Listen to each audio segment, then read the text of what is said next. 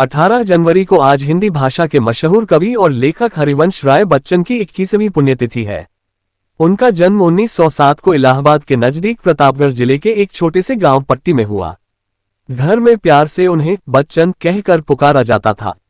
बच्चन की शुरुआती पढ़ाई गांव में ही हुई, जिसके बाद उच्च शिक्षा के लिए वे इलाहाबाद और फिर कैम्ब्रिज गए, जहां से उन्होंने इंग्लिश लिटरेचर के मशहूर कवि W.B. यीट्स की कविताओं पर रिसर्च की। 1926 में हरिवंश राय की शादी श्यामा से हुई। टीबी की लंबी बीमारी के बाद 1936 में श्यामा का निधन हो गया। 1941 में बच्चन ने तेजी सूरी से शादी की। ये दो घटनाएं बच्चन के जिंदगी में बेहद खास थी, जिनका जिक्र उनकी कविताओं में भी रहा। मशहूर फिल्म एक्टर अमिताभ बच्चन और बिजनेसमैन अजिताभ बच्चन उनके बेटे हैं। बच्चन परिवार के गांधी परिवार से करीबी संबंध रहे हैं।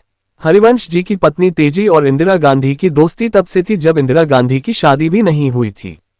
इसके बाद दोनों परिवारों के बच्चों के बीच गहरी दोस्ती बनी रही। जब राजीव गांधी ने शादी नहीं की थी तो इटली से आकर सोनिया ने कुछ दिन बच्चन परिवार के साथ बिताए थे। शादी की कुछ रस्में बच्चन परिवार के घर से ही पूरी हुई थी। दोनों परिवारों की दोस्ती ही थी कि जब खुली फिल्म की शूटिंग के दौरान जब अमिताभ घायल होकर ब्रीच कैंडी अस्पताल में पड़े थे, तब राजीव गांधी अमेरिका से उन्हें देखने आए और इंदिरा गांधी दिल्ली से वहां पहुंची थी। हरिवंश राय ने 1941 से 1952 तक इलाहाबाद यूनिवर्सिटी में इंग्लिश लिटरेचर पढ़ाया। साल 1955 में कैम्ब्रिज से वापस आने के बाद वे भारत सरकार के विदेश मंत्रालय में हिंदी विशेषज्ञ के रूप में नियुक्त हुए। 1966 में वे राज्यसभा के सदस्य मनोनीत हुए। दो चट्टाने के लिए 1968 में बच्चन को साहित्य अकादमी पुरस्कार मिला। साहित्य में योगदान के लिए वे मशहूर सरस्वती सम्मान, उत्तर प्रदेश सरकार का यश भारती सम्मान, सोवियत लैंड नेहरू पुरस्कार से भी नवाजे गए। बच्चन को 1976 में पद्म भूषण से सम्मानित किया गया। 1935 में छपी उनकी मधुशाला ने बच्चन को खूब प्रसिद्धि दिलाई।